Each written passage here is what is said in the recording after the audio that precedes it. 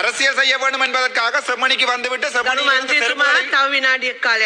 செம்மணியிலிருந்து செருப்புகளை விட்டு ஓடுவதை விட்டு தமிழ் மக்களோட சேர்ந்து ஏதாவது ஒன்றாக செய்ய வழிகிட்டால் நாங்கள் உங்களுக்கு 100% ஆதரவு தருவோம். நீங்கள் உண்மையா உங்களுக்கு என்ன கோபமானால் எனக்கு உங்கள் உண்மையான பாசம் இருக்கிறது.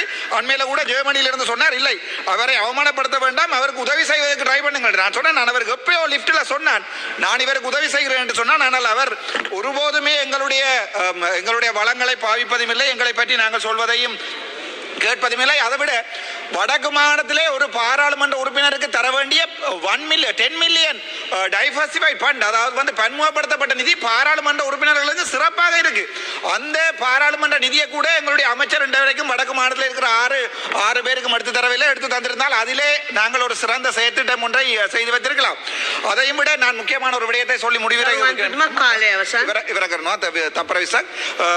முக்கியமான விடயம், எங்களுடைய கனடாவிலே